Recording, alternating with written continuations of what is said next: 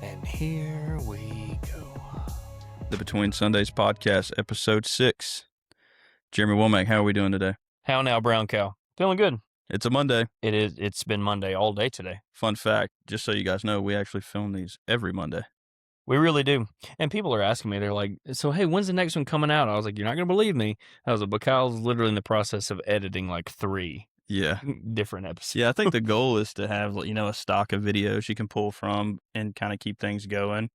But life gets in the way. I had an OSHA 30 class I had to do that's bogging me down. I've got an exam coming up that's like 160 questions for my job. So I'm a little behind. In the editing process, you basically have to listen to yourself over and over again, the length of the episode, so you don't miss anything, a few times. Yeah. So, and once again, I can't thank you enough. I was even talking to somebody the other day about just technology and all that stuff, and I was like, man, if it wasn't for Kyle, man, I wouldn't know what to do. You're the one that has the cameras, the laptops, the editing, the this. I literally come in here and I talk. Yep. That's why we're perfect for each other. It's perfect. Perfect. Couldn't be better. So it is a Monday. Pretty good day today. We always look forward to this time. It definitely helps my Monday and makes it better. So it's my week to bring the topic, and when thinking about this topic, I got still and put myself in a different situations in life where I just, when did I need God the most? When did I need to hear from him?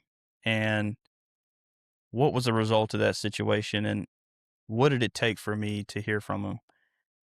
And I got to thinking about it, and 90% of what needed to happen was on my end, not his, So our topics today are when God feels silent and the cost of following Jesus. And there's been numerous times where it's easy to feel like God seems distant, or you're invisible, or you're not heard. Well, that's entirely wrong. You're never alone. God always hears you. He's everywhere. And oftentimes we're furthest from him than he is to us. Yeah. He is always close by. We just got to be close enough to him to get that direction, the yes, no, or wait. So the theme of this starting off is, what do you do when you're praying and seeking God and it feels like heaven is so quiet or God's quiet? Another one is, sometimes the hardest season of faith are not marked by suffering alone, but by the feeling that God is silent. Those who are faithfully seeking God yet feel as though heaven is quiet. Have you ever prayed or wondered if anyone was listening? Have you ever cried out to God and received no immediate answer? Many of God's most faithful servants experienced seasons that felt exactly like this. And I don't know if this is the right way to say this, but I call it like sending up like empty prayers. I say prayers. I've been praying, but like, what's behind them? What ground are you gaining towards getting closer to God, but also praying instead of living the way you want and still praying? There's an obvious difference. Yeah. And so, like, I call it kind of sending up empty prayers, kind of the Hail Marys, but oftentimes we're not close enough to him to hear his response. Right.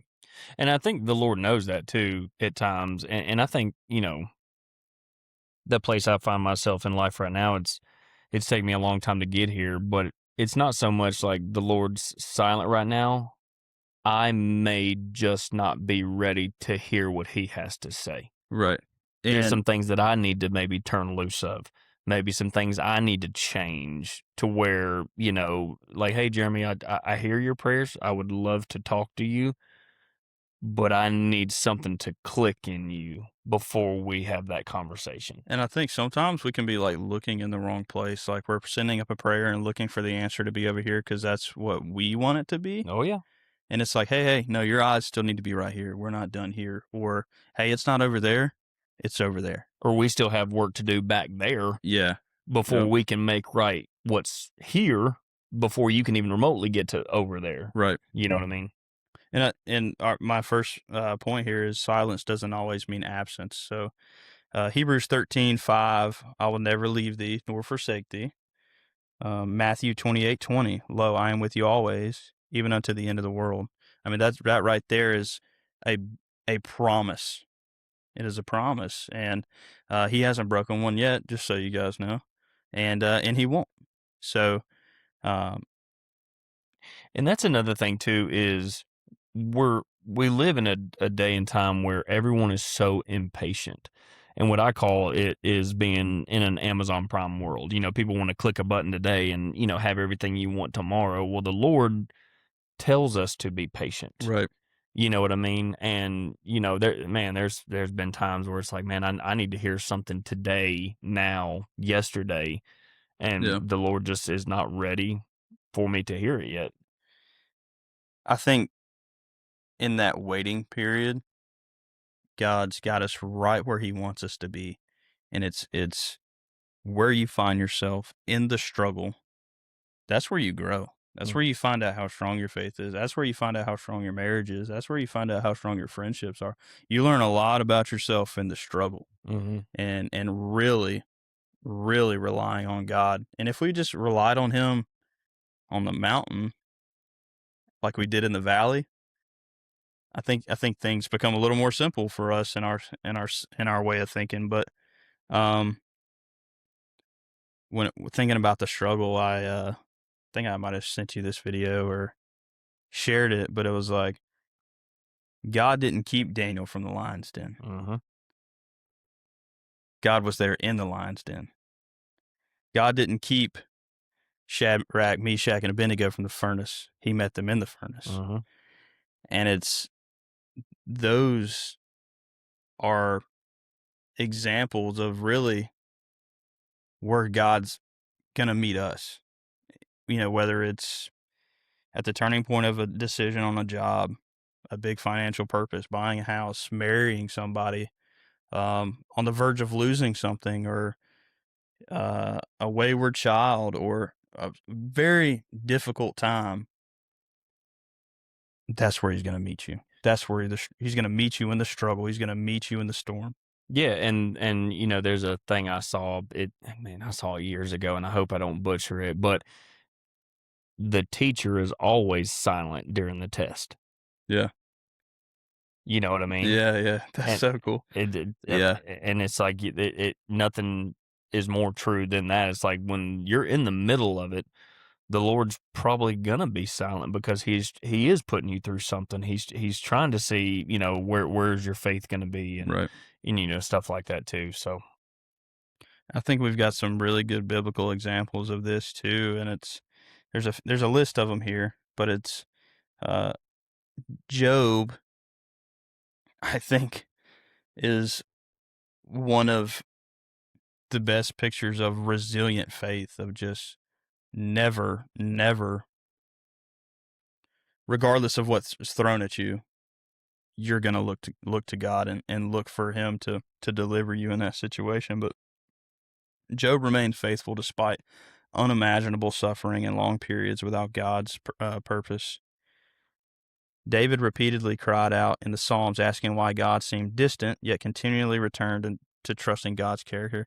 And if you go through the Psalms and you look at David's life of, Job was the counted out, the the rarely got out of the trial. David was the minimum and the maximum on what life can be on each end. You know, the rise, the fall, the rise, the fall. And he always found himself back at the baseline of where God needed him, and being able to be used. As we start to elevate, we tend to look at ourselves and then lose track of how we got there. And that's with God's help. And it, and it's not about us either. yeah, I mean, it's And you like, know, another story just to, you know, hit on this, and maybe you don't look at it this way, but talking about when you think God is silent. Well, think about Abraham and Isaac. Yeah. He took it all the way to the mountaintop, and he was ready right then and there to sacrifice Isaac. And at the very last minute, Yeah. How far are you willing to take it? mhm, And I know there's some folks right now that are going through stuff that God just seems silent to them. And they're not saying it, but I think they are starting to feel it. But I can promise you guys, it's not, he's not turning his back on you. He's not handing over what you're asking for a reason. and maybe he's preparing you for something way better Yeah. than what you're even asking for. You know Yeah. what I mean? And maybe it's not no, maybe it's just not right now, type thing. And another verse in the Bible too, and it's starting to become one of my favorite ones.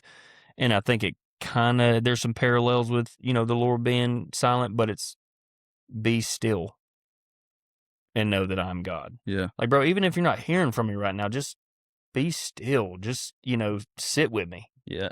You know what I When mean? I talk to, I guess, young Christians, and I guess I'm one of them, but when we think position of power, or we think like presidency and like stuff that has terms, right?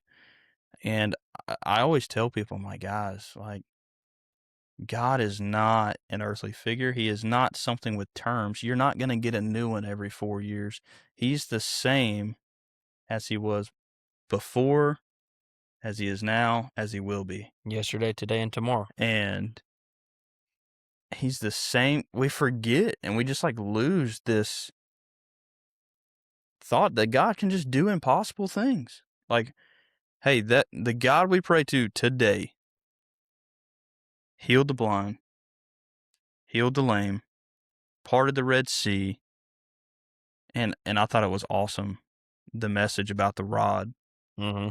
like using your talents and your abilities and what you have right now. Be a good steward of what the Lord has given you. What you have today, use that first. Yeah. Be a good steward of that. Learn to be content with that. What Doug was talking about and all that stuff. But yeah, I mean, you're exactly right. That was a really good And message yesterday that too. kind of brings me to the point. It's like, this has been overused probably, but I still love it. God doesn't call the qualified. He qualifies the called. Mm-hmm. And I think that's so cool, man. If you're ever feeling insignificant, or you're not good enough, or that God doesn't care about you, or just feeling down in your faith, like you're just dull, make a list of all the blessings God has given you. Look at the resources you have. Look at what you have right now and use it. Be of use. Let him use you. Mm-hmm. So not to get too off track, but because oftentimes, and it's really, I feel like people have milestones in life that they're trying to get to. The human nature of, oh, one day I want to buy a house, one day I want to have kids, one day I Yeah. want to have this, or one day. And so we place those things in which we think God should give us them in that order. Mm-hmm. And when that doesn't happen, it's like, oh, I just don't know what to do. I've been praying. But And it's like, what have you been praying for too? yeah. Like, so with me, the season I find myself in my life now, and you and I've even talked about it. It's like I prayed for the longest time. It's like, okay, change the situation, bring me out of the situation, Mhm. put me in a new situation. Well, finally, it's like, okay, I'm not hearing what I want, Right. right? What I want. So finally, I was like, okay, Lord, you obviously don't see fit to change my situation. That's not what you have for me right now. But okay, how about you change my attitude Right. toward my current situation? Right. You don't see fit to change my situation. You have your reasons, Lord's will, right? God's will, no matter what. And I've always said that whatever the Lord's will is, that's what I want. I Yeah. may not like it, Yeah. right? But that's what I want. So it's like, okay, you don't see fit to bring me out of this situation right now. So okay, how about you just change my attitude where I'm at? Right. Because once again, and you and I've said this, and it's funny because it's becoming more popular. But like maybe I'm the problem. Surprise, Yeah. surprise, you know? Yep. Um, Silence is not absence. God's timing is different from ours. Feelings are not the measurement of God's faithfulness. Why do we often equate silence with abandonment? I think that's because of our human nature. I think that's because I live a selfish life and I should get what I want. We talk about the Amazon Prime mindset, next day result, and the patience is low in 2026 Yeah. for a lot of aspects in life, and And me too.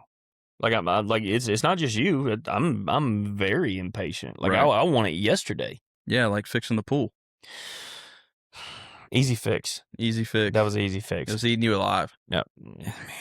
And you ask, hey man, ask Savannah too. Like I skyrocket. Like when something is wrong or broken or not working like it's supposed to, Yeah, I go straight to the ceiling and then just give me a few minutes and I'll be back down to where I need to be. yeah. But it's like, okay, this is not a big deal. Like why am I even freaking out about this? Like it's so minimal. You don't have to give details, but is there anything that you've been praying for as long as you can remember? Like throughout my life. Yeah, Yeah, yes and no. yeah, You know, it's all it's you know, I've always prayed that the Lord's will be done, and it's super hard to pray that when you are in the valley and you're in one of the darkest times of your life. Just everything's going wrong. Family member passes away, yeah, miscarriage, lost job, yeah, broken down car, like whatever that looks like. So I've always tried my hardest to pray, just Lord, your will be done. But man, that's so hard to say with conviction yeah, because you know that's what you want, but it's like, man, Lord, I just don't understand. You know yeah, what I mean? But the outside of that, real deal day to day, like I've always prayed for this one thing or that. No, I don't. I don't think I ever have yeah. because everything. I mean, knock on wood, praise the Lord. Everything that I wanted, I have. That's awesome. I Yeah, I I have a beautiful family. I have a wonderful wife. A wonderful son. I have a job. yeah, Most people would kill for a job. There's people out there that have been praying for jobs, that yeah. don't have a job, right? So, and there lies, being content and stuff like that too. But, beautiful home, fantastic church, great friends, awesome wife, like, So how can guys like us that um have experienced the extreme lows and the extreme highs of our walk, how can we be an encouragement to people that feel like God's just not answering the call? He's not picking up. Like I don't know what else to do. Like man, honestly, what's crazy is like from the time I've been at our church, we've had people just spin right into the parking lot in tears and just at their wits end of like, you guys are my last option before I'm done. yeah. And I hate to say it, but we typically God's on the back burner a lot of times, or people just don't know, right? And they haven't seen, God's blessings, and oftentimes they're not saved. But how can we be an encouragement to that Christian that is maybe not at that point, but that's not really extreme in some people's eyes? Like I'm just at my end, but like either there's some Christians or people that we know that feel like God's just not picking up. Well, here's an example, and this doesn't apply to every situation, but once again, it's something I read the other day, and I hope I don't butcher it. I should have taken a picture, but it said something to the effect of being at peace or only finding peace during the good times is not peace, that's control. Yeah, It's like, oh, everything's going good in my life. Man, I'm at peace. No, you're in control for the time being. Everything's going your way. yeah, You know what I mean? But when you're in the valleys, when you're in that dark place, when you're in that quiet place where you feel like the Lord's not with you, and you can still be at peace there knowing he is, that's true peace. And that's something that I'm trying to find myself. But, To you that know, point, though, you can't do it alone. no, It no. And for the longest time, I thought I could. Right. And, you know, what you asked me, you know, what could we say to people out there right now that, you know, whatever. All I can tell you is that from experience, the Lord has always been with me. Mhm. Always been with me. And Yeah. some of my darkest days, some of the worst times in my life, just, you know, just utter darkness. Yeah. And whether that's, you know, the way I was living, whether that was a death in the family, like whatever that looks like, the Lord has always brought me through it. And during those times, in the middle of it, in the darkest of times, I didn't feel like he was there. But looking back on it, it's clear as day. He was always with me. Yeah. He was always with me. And I think having a struggle that's added to your testimony is so rich. I've learned that. Not to cut you off, I don't think you can have a testimony without a struggle. And I think that's so good. And I think I'm going to say that for the rest of my days. I don't think you can have a testimony without having gone through something terrible. Yeah, I don't I think you mean, can. I, Because your I testimony is meant, in my opinion, I think your testimony is meant to help somebody, to find that person that has gone through what you've gone through, yeah, to show them that Jesus is the way, always has been. I am the way, the truth, and the life. No man cometh unto the Father but by me, right? And I don't think without hard times, I don't think you can truly have a testimony. yeah. And if you don't know like the Romans road or how to lead someone to the to the Lord, like you've got your testimony. Hey, this is who I used to be. This is my identity now. I've been made new. Mm-hmm. Let me tell you how you can do it too. Yeah. This, this is what God has done in my life since then. And by the way, my life's gotten harder, but I love it. Oh, 100%.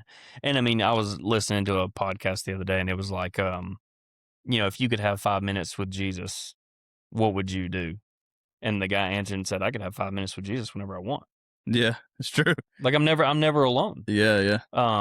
And you're exactly right, man. But, people that don't know, they think that once you become a Christian, it gets easy. No, I negative. literally have a note right here under the next topic of the cost of following Jesus.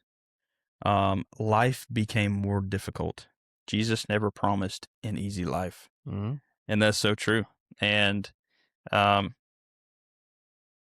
listening to conviction and telling yourself no is one of those things. And um, I can't wait to get into that next topic because from the time you were saved to the conversation we had prior to filming this, there's things that you lose when you choose Christ. Whether it's a friend, whether you don't see eye to eye with a family member on something, whether it's the guy you bump into at the gas station or people at your job where you almost receive the most friction for, being a Christian. So I can't wait to get to that. But number 4 right here, he says, keep doing the last thing God told you to do. And honestly, and it's not super complicated. It's not some big aha gotcha. It's continue to pray, continue to read scripture, serve, worship, and gather with believers. Do the last thing that God told you to do. That's so good. When you don't know what to do the last thing God told you to do. We're commanded to pray, to be in the word, to serve, to worship, to gather with believers. And do that. And me, like I was telling you, the season that I find myself in, and you're always going to go through seasons, and yeah, and the only way I can make it as real and as organic as I can is to talk about the season that I currently find myself in. right. Because obviously I'm out of the season that I was in. I'm not in the season that I'm about to be in, so I got to talk about where I'm at. Yeah. It's easy for me to, man, this is going wrong. This is bad. This is miserable. This is this. Well, like Job talked about last night, like, you have to find, one, control your tongue. If you Yeah. speak evil things, if you speak negatively, that's what you're going to have. But if you look for positives, if you look for the blessings, if you look for all these things, like, man, my life is actually pretty awesome, and things are pretty good around me. So, the season I found myself in, I found myself easily wanting to complain about it, and finally Savannah was like, "Okay, well, that's great, but here's what we're going to do now. We're going to serve. We're going to find more ways to serve. We're going to give more. We're going to," Yeah. and, I mean, you're exactly right, is you do the last thing that the Lord told you to do. And the Lord told me to serve and to be around like-minded guys like Yeah. yourself. And, so yeah, I mean, you're exactly right. And so when God feels silent, he's not. There is no absence. Doesn't mean you're being ignored. There's a level of trust that we need to have. And it's never that he's far from us, we're far from him. Yeah. And again, the sending up of what I would say, I don't say that, I guess I call it empty prayers, but just sending them up, and, well, God's not picking up. Well, he is. He hears all things, he sees all things. And I promise, whatever you think you want to happen, you think that he's only going to hear me if this is the outcome. If this is the outcome, that he heard me and gave me what I wanted. Yeah. Just take the blinders off and get close, get still, and just pray, just worship, serve, get with believers. I can just tell you, since I got saved, I have never felt alone. Yeah. Now, I've been angry, Yeah. right? I've been sad, I've been heartbroken, I've been all these things, but I've never once felt alone. So, and I even still, repent and apologize to this day for all of the places that I took him. Yeah. Man. What did Pastor say? Or maybe Job. He was like, if what you're doing right now and you invited God to sit right next to you or to walk in the door, would you continue to talk about what you're talking about, or do what you're doing, or whatever the circumstance is? Like, Mhm. are you okay with that? Mhm. And it's like, wow, no, I did tell that joke earlier, and I did do that in traffic earlier, and yeah, no, maybe. No, I mean, you're exactly right, but yeah, I would just, yeah, you're never alone. He may be quiet, but, maybe he's trying to get you to listen a little harder. Yeah. Maybe he's not silent. Maybe he's just, maybe he's talking to you, you just ain't listening.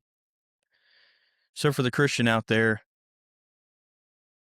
your prayers aren't falling on deaf ears. Uh, focus in, focus on Christ, focus on God. Get in tune with your faith, and search the Word. I mean, Scripture is full of people and verses of people that went through the exact same thing, whether it's trying to bear a child or get through the wilderness, or uh, coming out of lust, or poverty, or just wrongdoing. I mean, it's full of rich examples of exactly what we can relate to today. The Bible is relatable and can be used from from when it was written to present day. Understood. Jesus himself experienced deep anguish in Gethsemane and on the cross, demonstrating that even suffering, he trusted his Father. When God feels silent, we're going to take a break. Yep.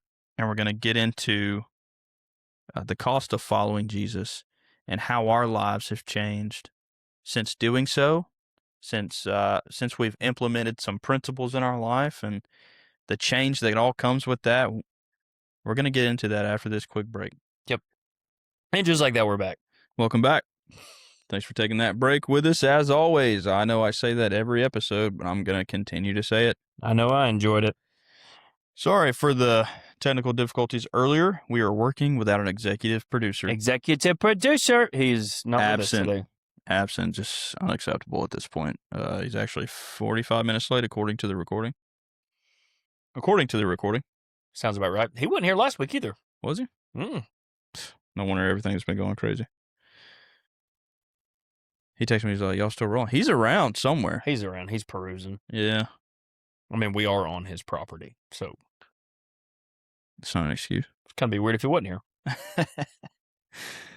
Well, we're going to get into our next topic, and I just want to take this time to say thank you to everybody that's been listening, that's been watching.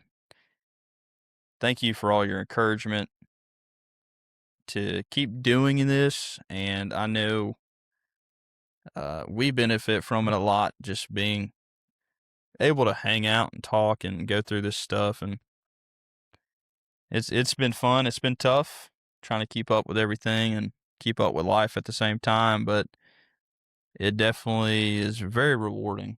Oh, yeah. When one of you guys come up to us and say you watched it or listened to it. I think we're to the point where maybe we can have a guest on.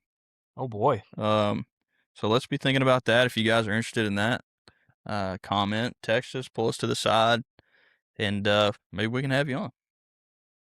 They can have my chair. Are you willing to give up the chair? Yes. Okay, well, there it is.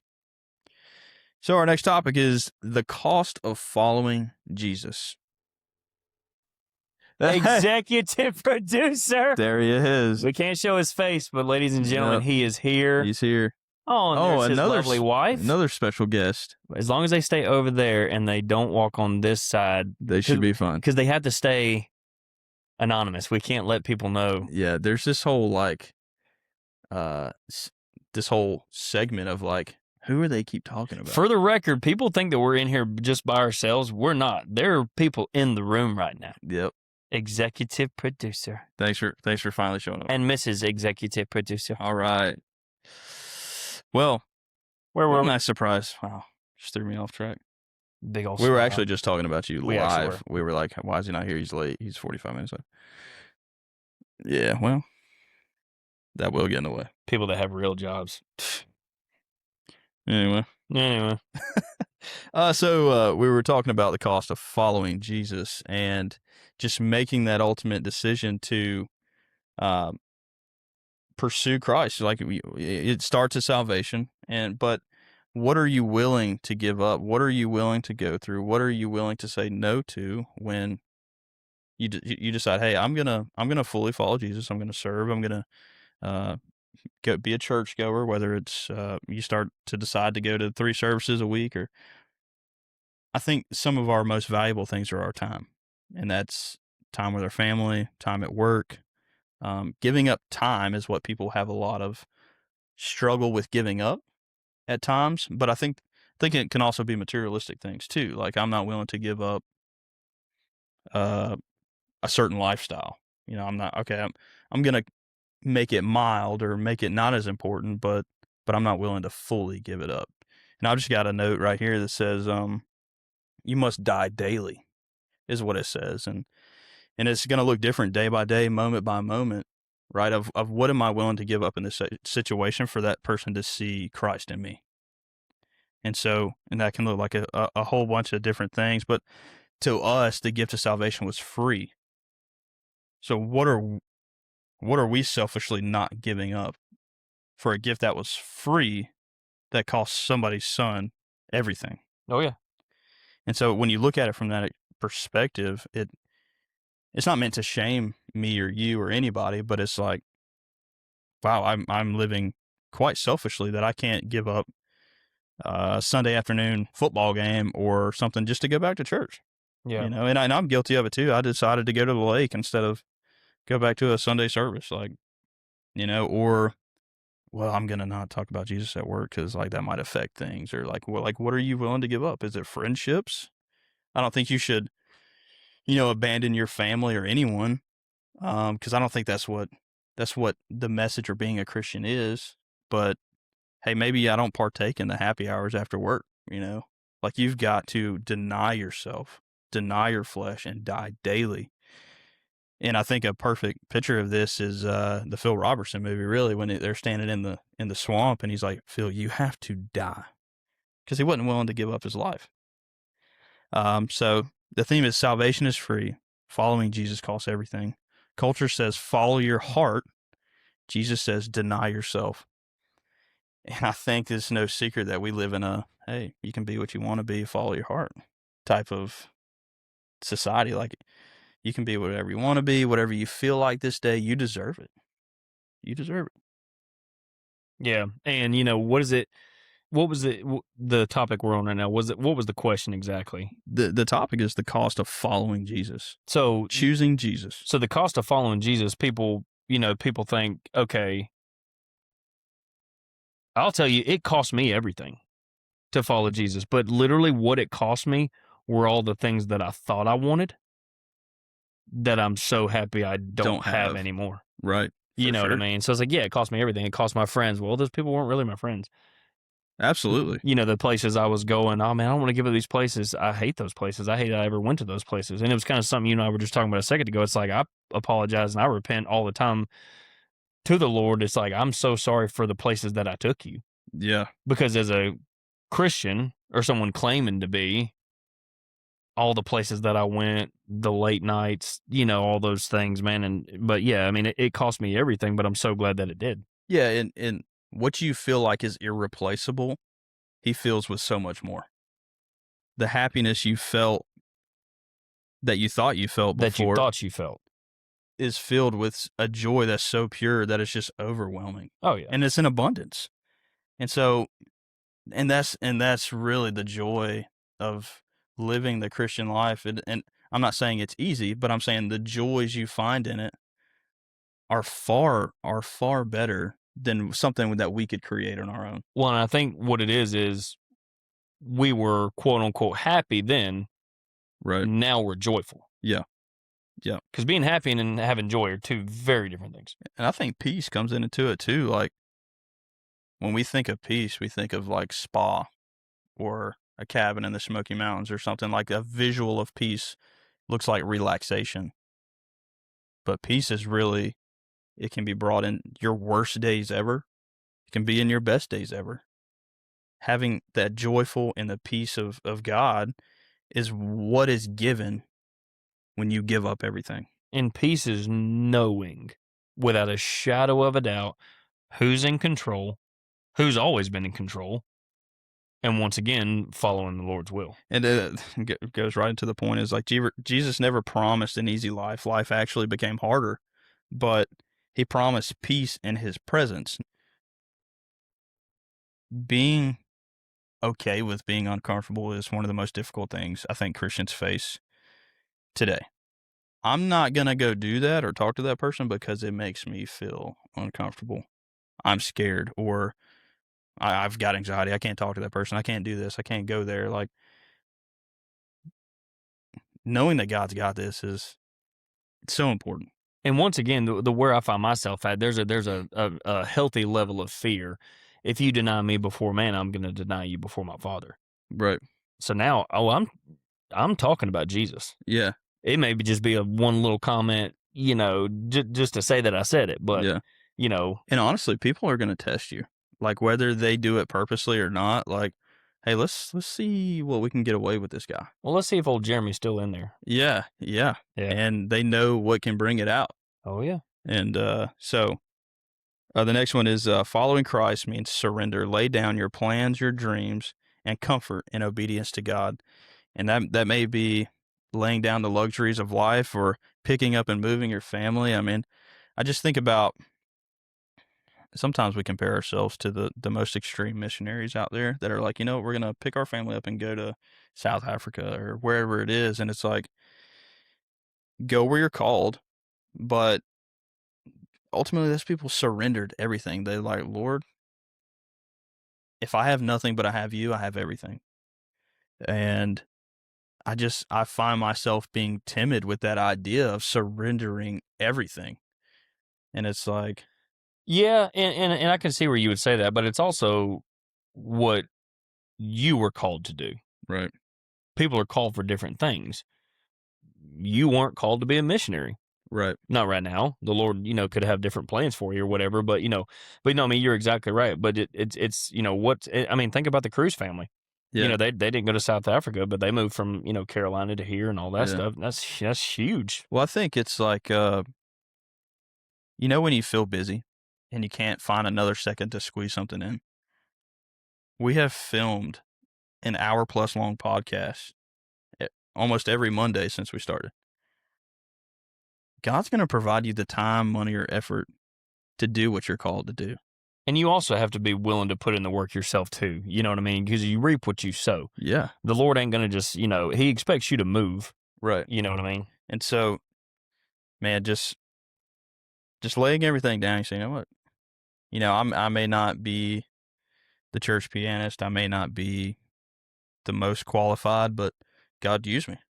I'm gonna lay everything down and just use me. The world may misunderstand you.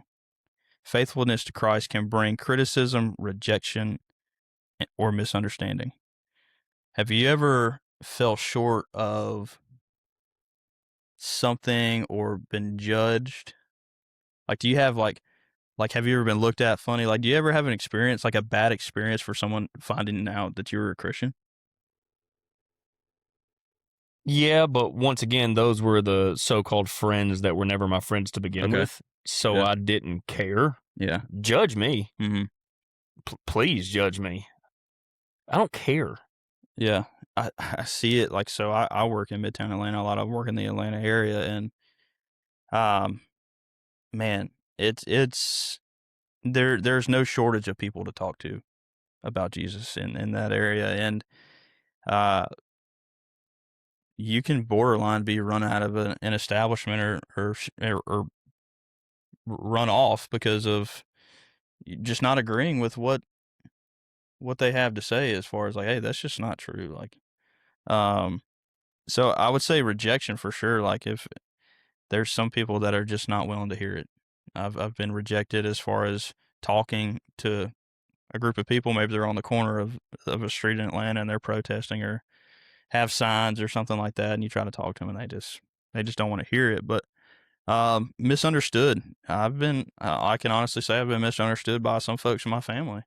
Of, hey, yeah, we're not gonna go do that just because we just doesn't really align. Like, I'm not hating on you guys for going to do that.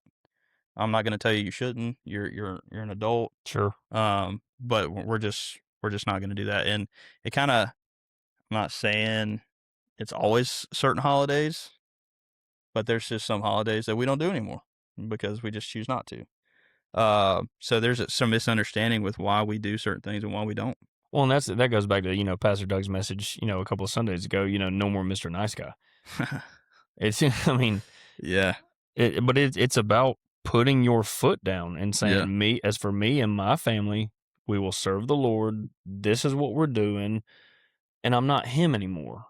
Yeah. You know what I mean? And you talk about being judged, being misunderstood. That's okay. Yeah. Jesus was judged. He was misunderstood. Yeah. I have to answer to one person. Right. And I'll say, there's a level of readiness we probably need to stay at. Like, somebody's going to challenge you, and you've got to be an effective Christian. You've got to be ready. You've got to be able to provide the who, what, where, and why of what you believe. And so there's a level of readiness that comes with that. But the reward outweighs the sacrifice. Everything surrounded for Christ. Oh, everything surrendered for Christ is temporary. What is gained in Him is eternal. So whatever you feel like you're having to let go of, that is just so difficult to let go of, remember the end game, right? Everything on this earth is temporary. We've got one shot at it. And Dude, grand scheme of things, I've lost nothing. we gain everything. I've lost nothing. Yeah. Everything that I had, I'm glad I don't have it anymore. Everything that I thought I used to want, I don't even know why I wanted it. Yeah. But I mean, yeah, you're exactly right. I've lost nothing. We've got everything to gain. We've got a special gift waiting on us. And if we just can wrap our head around that, I mean, eternity is something that our human brain just doesn't quite understand, and I don't think it ever will. And I think that's kind of an awesome thing. If I fully understood it, then I think it would kind of water it down. Well, if you fully understood it, where does faith come into play? Yeah, yeah, and then that would bring me up to his level, and that's just not how it was designed. But yeah, just just remembering everything is temporary, and maybe it's giving up drinking or tobacco or an addiction or a certain job or something you may idolize that you should bring back down to, you know, maybe it's not even a hobby. Maybe it's just something you do occasionally, whether it be whatever it is. But just remembering that stuff is temporary. And we've got one shot at this and really only have one shot at maybe encountering somebody. And so just that level of readiness is important. And also, the pleasures of sin Right. last for a season. Yeah, and I think he talked about that as like, or maybe it was Job about how fun it like sin is fun temporarily, but sometimes the payment for that and the cost of that is forever life changing or permanent. Um, so just some questions here for as we're getting towards the end. But what is something you've had or you had to surrender to be where you're at today?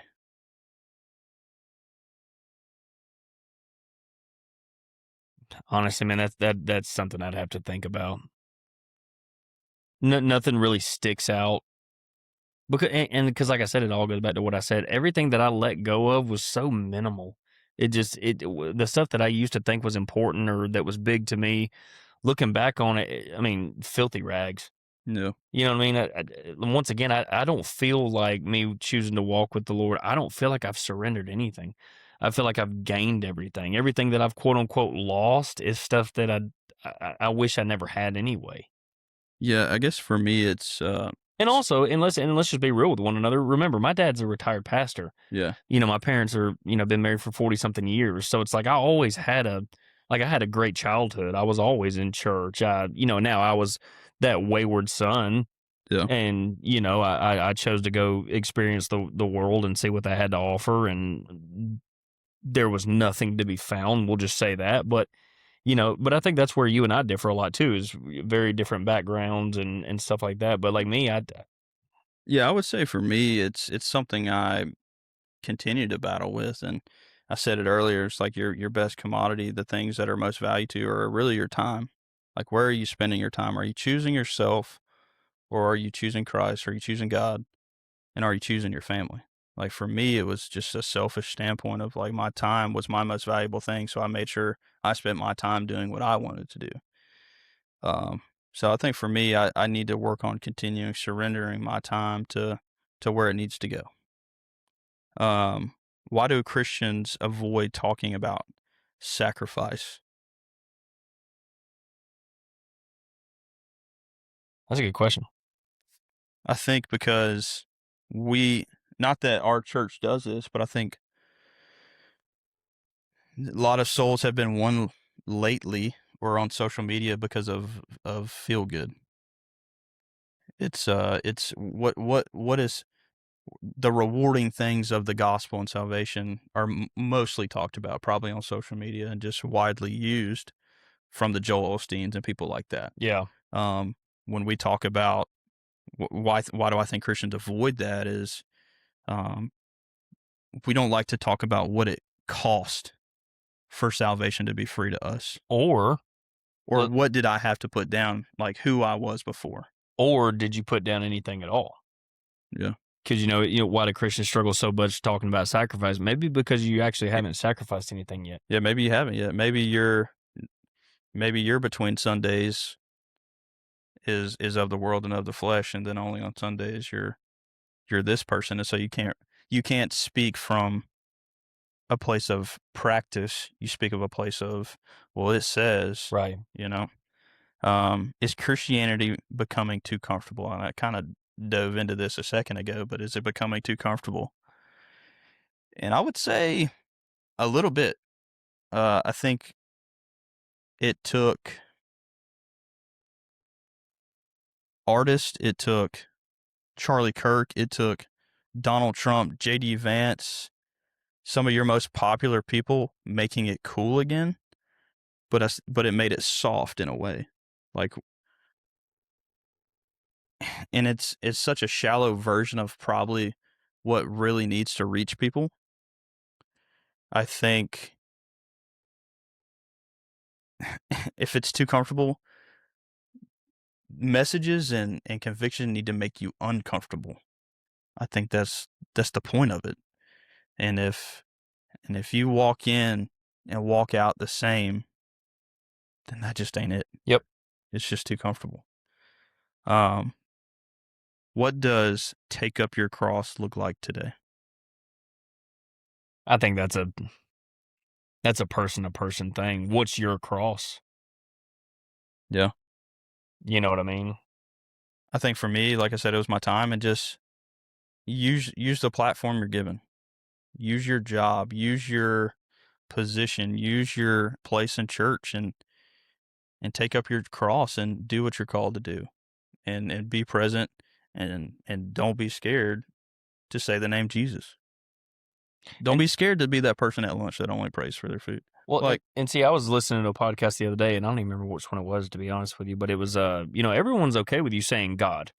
God's fine. God this, God that. But the minute someone says Jesus, yeah, that's when people get uncomfortable. yeah, because there. I mean, I work with some folks that have a version of God, you know, but it's just like something. It's almost like not real to them. It's not like they're putting all three together.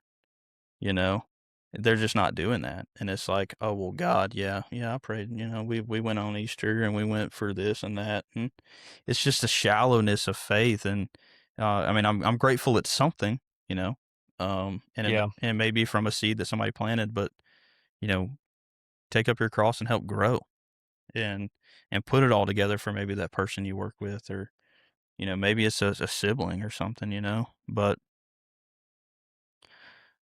the challenge is really the challenge is daily. What are you willing to give up? What does it cost?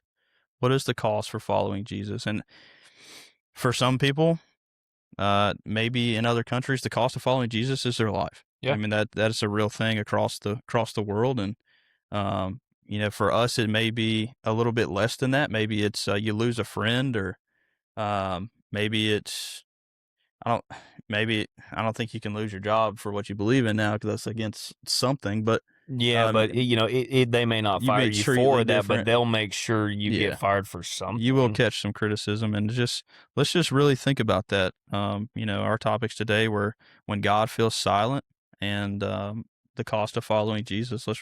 Let's remember that salvation was free, but the cost wasn't. And here's a question for you too. What are you willing to lose? What Yeah, are you willing to let go of? yep, exactly. And that may be what triggers such a big blessing. Like the people in the family that I was talking to earlier. Like, what is he asking you to do? Like, are you close enough to hear him? Is he trying to point you in the right direction? But are you close enough to hear him? And what is it that he's trying to get you to look towards or do, that we're just too far away from him to hear it? And maybe it's something we idolize. Maybe it's something we really care about. And he's like, no, no, no. You're spending too much time here. You need to be right here. Or do you want to hear him? Yeah. Yeah. I mean, have you fully turned your back? Maybe you need to take a few steps back and come back to him and get in the word. And again, what was my quote earlier? It was He doesn't call the qualified, he qualifies the called. for sure, yeah. And the other one was keep doing the last thing God told you to do when you don't know what to do. Oh man, that's good. Keep doing the last thing God told you to do, and that's That's so true too. pray, read scripture, serve, worship, and gather with believers. And if you can do all that, he might just have something waiting on you. That's what happens between Sundays. The Between Sundays podcast. I'm Kyle. I'm Jeremy. Thanks for watching.